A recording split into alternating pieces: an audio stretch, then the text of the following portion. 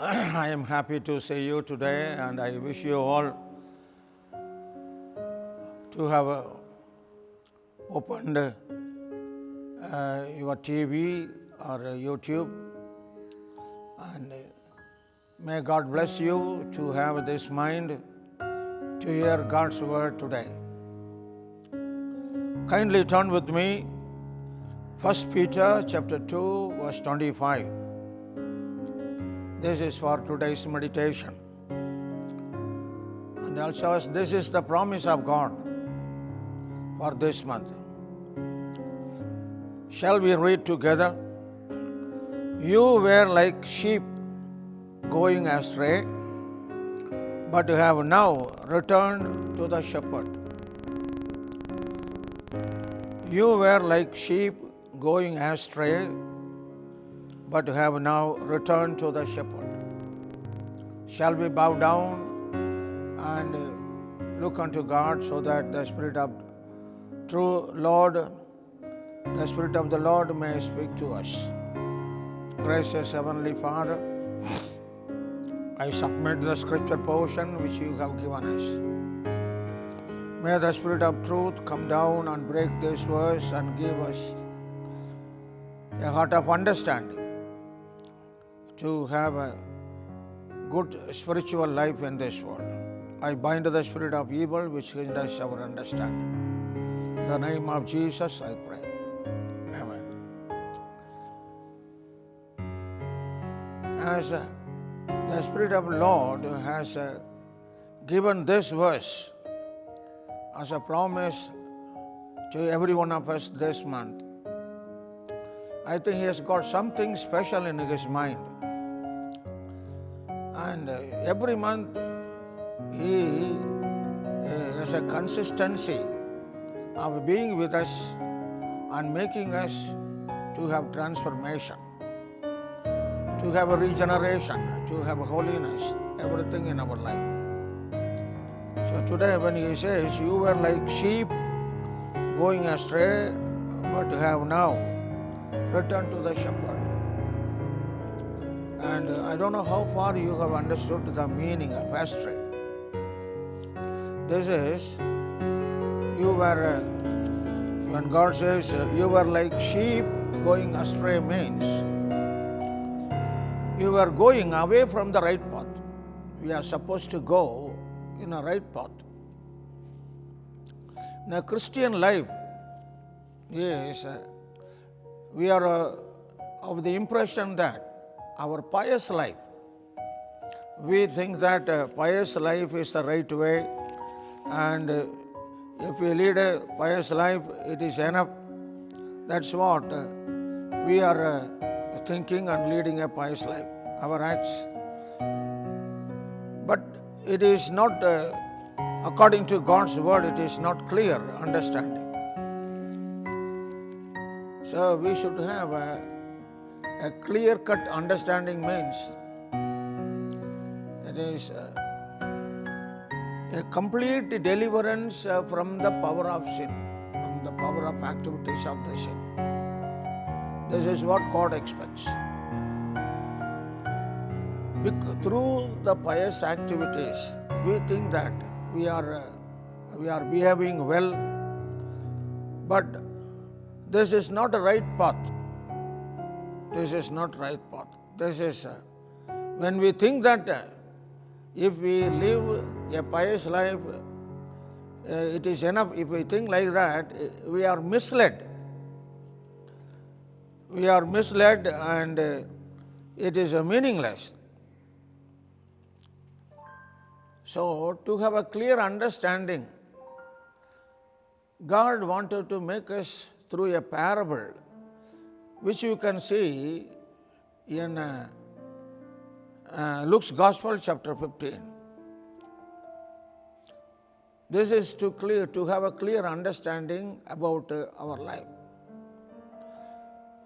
Here, three things are seen to have our clear understanding. That is, the mind of being astray. The mind of being astray. then the mind of having realization, the mind of having returning. So, this process, God is making you and me to understand the clear understanding of our life. Here we see the parable in Luke's Gospel, chapter 15. Here a certain man is found in a village. He has got two sons.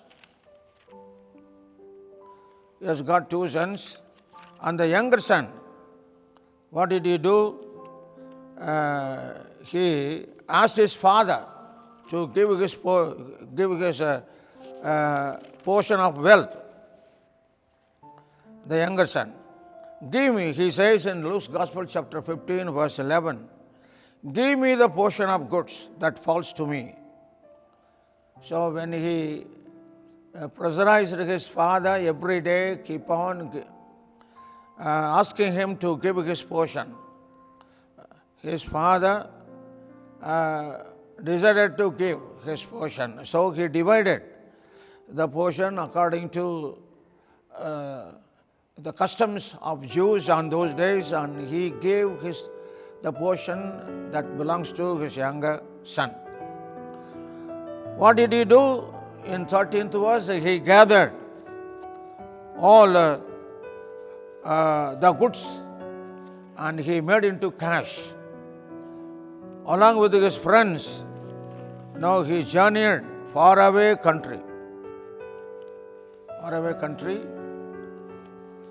There he wasted his possessions with prodigal living. So he wasted his money. Then, but while his money is being wasted, he thought that he is living a happy life. He is enjoying his life. But the erstwhile friends, after having spent all the money, they have deserted him. And because of the extravagant and the dissolute living, the younger son has reduced into penury life. Penury life without any, now he is in a penury condition, without any life. He thought that he is enjoying his life with his friends. So now his penurious condition made him to have a repentance. And he realized that he has landed in a sorry state of strait. Now this is how the people of this world are living. They do not know what they are doing. This is a sorry state of affair the people of this world are living. That is why God said, you were like sheep going astray. The whole world, people are thinking that they are enjoying the life. And some people are of the opinion they are having a pious life. And some people are of the opinion they are leading a righteous life. But this is not correct understanding. The total deliverance of the power of sin is, first they have to understand the two kingdoms, the sinful kingdom and God's kingdom. And they have to understand the perspectiveness of the sinful kingdom and the perspectiveness of God's kingdom. Now we are always spending our life to have knowledge, nothing wrong. We spend our life to gather goods. We are spending our life to have good education, to have a good business, to have a good status in life. And we think that if we have a good education, to good status in life, good finance, a good position, good possession, if all this, it is the human life in this world, they are of the opinion. But God's mind is we should have a complete deliverance from the power of sin. That is why He is through His Word. God's Word is a precious treasure to us. Even though we have got all the treasures in this world, it will not sustain our life. When you have problem, there's a worldly wealth, they cannot sustain our life. When we have confession, when we have a confusion in our life, when we have problem in our life, our pious life, our state of mind of righteousness will never help us. Only God's Word will help us. Here God's Word tells us that complete deliverance from the power of sin will please our God. Our righteous life, our pious life will not please God. So, the second boy, what did he do? He went far away country. Now, as I told you, now he has come to a state of penurious state, that is without money. On such a condition, there was a famine, severe famine in that land. Severe famine. And he was without penny, now he became in want. So, on such a condition, he was forced to take even the most menial form of employment. Most menial form of employment. Because he was in a need of food. So, he didn't mind about doing even a menial form of job. It implied that, it shows that he has disgusted in his life. Why? What is the reason for this?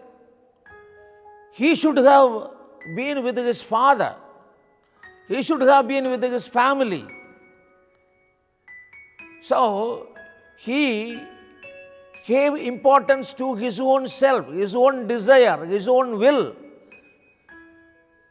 He wanted to go according to his own heart, his own pleasure. So that is why for that he got his portion from his father and he went astray.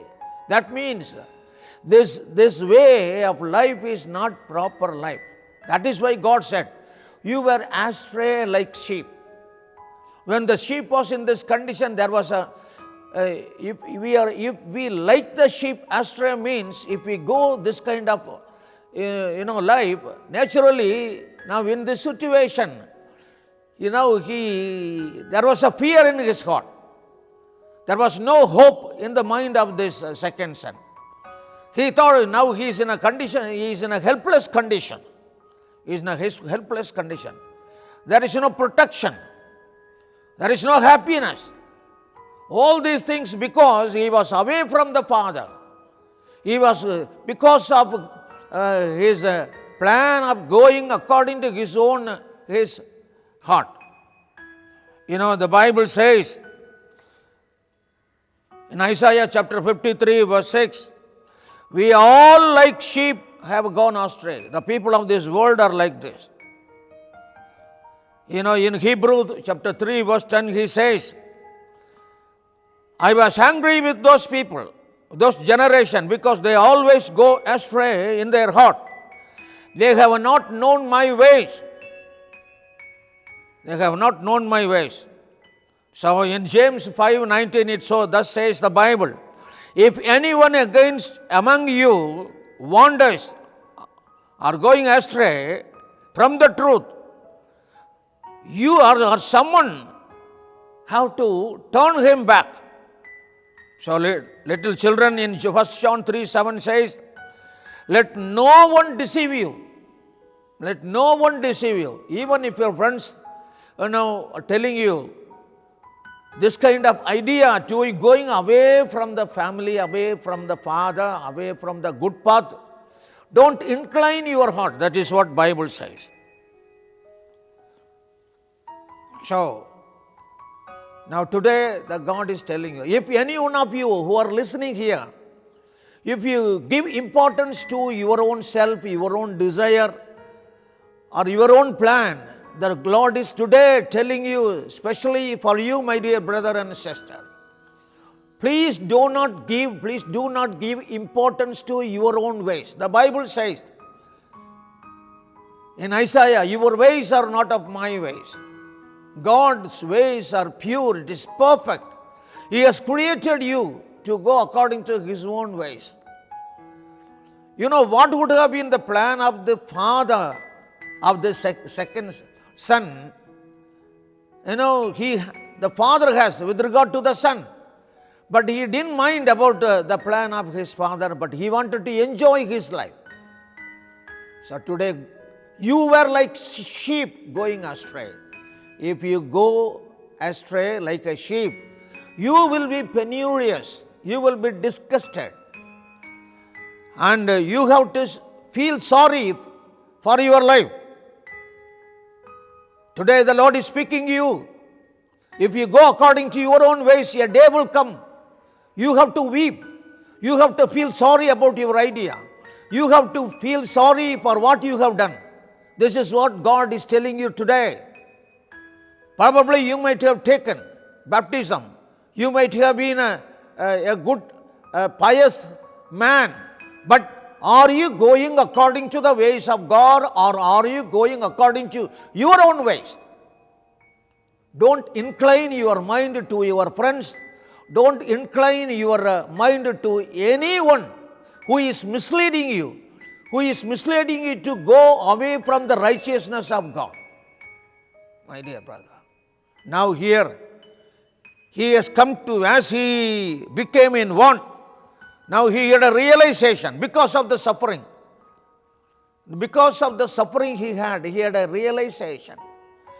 So this father led him to go according to his own way. That doesn't mean the father is not advising him, the father is not leading him in the right way. The father, now how much he had a pain that we are going to see, but his father led him to go. But he had a mind. He had a mind. It says, if you read Ezekiel chapter 14 verse 6, thus says the Lord, repent, turn away from your idols and turn from your face away from your own abomination. Turn from that. In Joel 2:13 it so says, return to the Lord. He is gracious, He is merciful, He is slow to anger, and He is a great kindness. So it is, the Father's mind is not that you have to go according to your own way. God's mind is that you have to return to the Father. This is what. Now He came to Himself. You know, God has given us a beautiful mind. In suffering, we have the realization. If there is no suffering, you will never have a realization. This man, because of the suffering, he came to himself. What did he do? He said, now he was thinking about his father and what is going on in his family. So in Luke's Gospel chapter 15 and verse 18, it thus says, I will arise and go to my father and will say to him, Father, I have sinned against heaven and before you. Now 19th verse he says, I am no longer worthy to be called your son. Make me as one of your higher servants. I will say like that. He made up his mind to say like this. Now this is what God expects. My dear brothers and sisters, if you are going according to your own ways, and now you have to have a realization. If you are suffering, you should realize why you are suffering. In finance, if you are suffering, in what way you have spent the God-given treasure. or if you are not happy about the job, who told you? You wanted to have that job. If your married life is not happy, you selected, you decided to have this life. Now there are so many coming to me for counseling, because once before they get married, they were very stubborn of their desire, of their own will. But having married, their life became, full of unhappiness. So now only they feel what they have done is wrong. So what God was, turn to Him, turn to God. Please don't go according to your own ways. Turn to Him. The Lord says, return to God. Now this realization came to him only after the suffering. So my dear brother and sister, if you are suffering in any area of your life, now you have to realize what is the reason for that. Were you going according to the instruction of God, the righteousness of God? Were you going according to the word of God? Or were you going according to your own way, your own thinking, your own planning, your own righteousness? This will never give you joy and happiness in your life. Now here, he decided only after having realization. Now he is coming to the Father. He is coming to the Father. It shows in 15th chapter, verse 20, the Father saw him when he was far away. Saw him with compassion, with burden in his heart. Like this. The Christian life is not that we are liking the religion, not that we are liking the God. It is not a religion actually. It is a relationship between a father and the son. Father and the son. So this is not a foreign religion. This is not man-made religion. And Jesus did not come to this world to form a religion for his own. No. He came to this world 2000 years ago with a burden in his heart, with a pain in his heart. The created human race has gone astray. They were going according to their own ways, and their life was not happy. So it is a creator and the creation. We are all his creation, and he is the creator. The creator, we have to call him as Father. So my dear brother and sister, if you are going according to your own way, the Father is looking forward to see you with a compassion, with a burden in his heart, that he didn't like you going according to your own ways. He wants you to come back, to return to God. Return to God. As a shepherd is waiting, he is waiting for you. Today this is a prophetical utterance to some of you. God is waiting for you. Yes. Now you return to the shepherd. He is a shepherd. If you read Psalm 23, if you have Jesus as your shepherd, you will never be in want on any situation. You and your children, your family will never be in want, because he is a provider. He is a provider. He is a protector. And he knows what is your need. Now he has come to, now the second son was coming with this state of mind. Let me confess to my father. But the father is anxiously looking forward to see him with the burden in his heart, with a great love. Now he came. The father ran to him and he fell on his neck and he kissed. Just imagine how would be the love of the father. This way Jesus is having a compassion towards you, my dear brother and sister. You come to him. He said, I was dead for your sins. I rose from the dead. Now I am living even to the end of this world, to give redemption to the human race in all over this world, to give peace in all over this world. You are after the peace which gives from this world. The peace that you get from this world will never be consistent, will never be permanent. But the peace God is going to give you is permanent, it is consistent, it is in a fullness, it is going to be the happy, it is out of the happiness which He gives you. My dear brother, are you happy? Now the Father, supposing if this is the first time you are listening to God's word, or suppose you are not knowing this Jesus previously, now today the invisible God, He is in spirit. Now you were created by Him. Probably you may call that you belong to different religion. You may call yourself, you may say that you have got a different God. But just think it over. Is that God on whom you have faith is your creator? Is that God who has whom you have accepted as a God has died for your sin? Has that God died for your sin and rose from the dead, and is He living? Can you say? But this Jesus, He says, I was dead and I rose and I am living.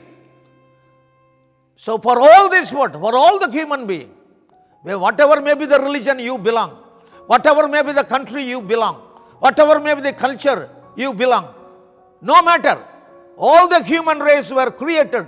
The life in all the human race belongs to this Jesus.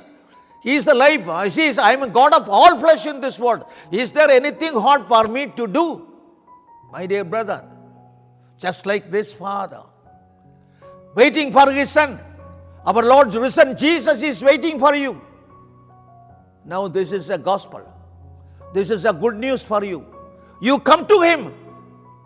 What this younger son did, Father, I have done what he confessed his sins. I have sinned against heaven and before you.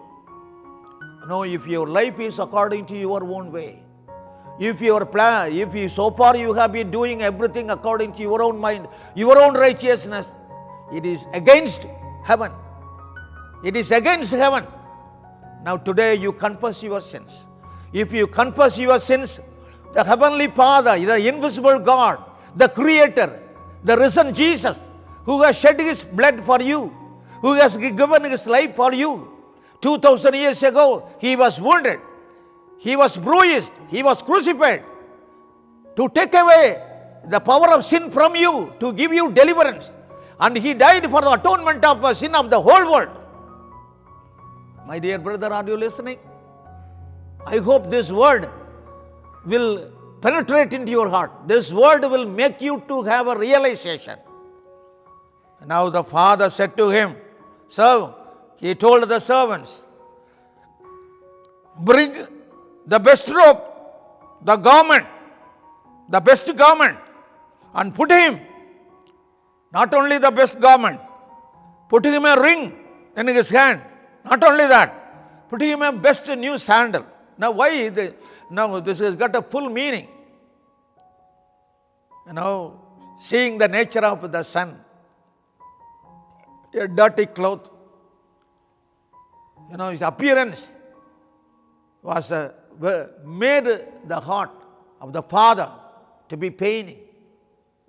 So now Jesus, who is looking at you, is not happy. He is willing to give you a new garment, a new dress, that is new way of life, that is righteous life, the garment of righteousness. As so far you have been going according to your own righteousness, which made you to suffer, which made you to be in want in your life.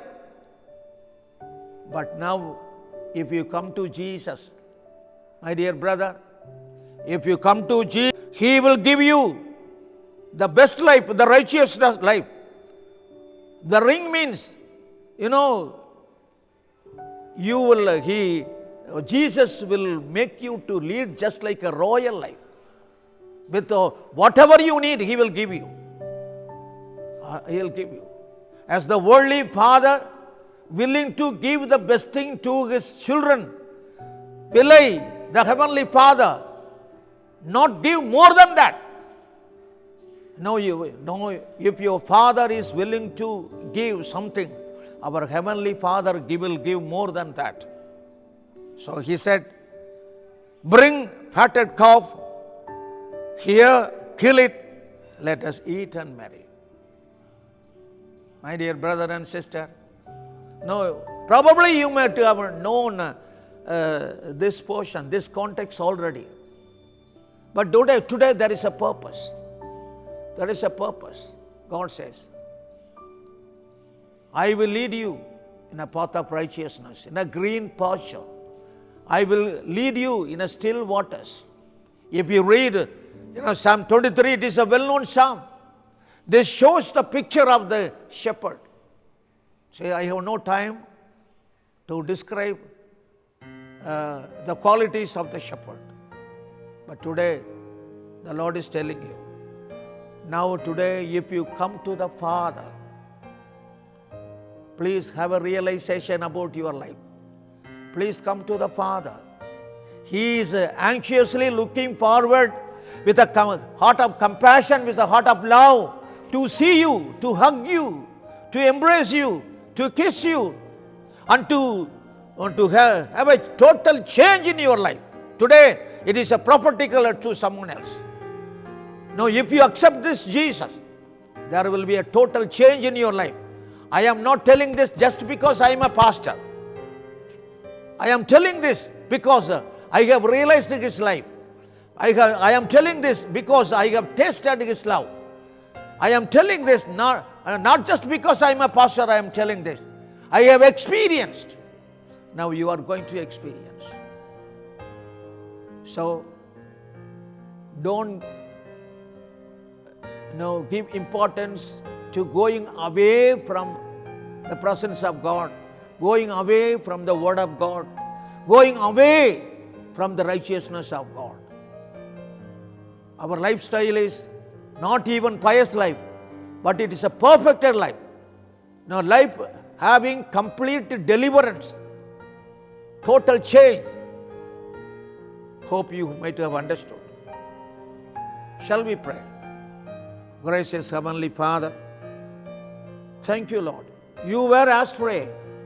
Now you have returned to the shepherd.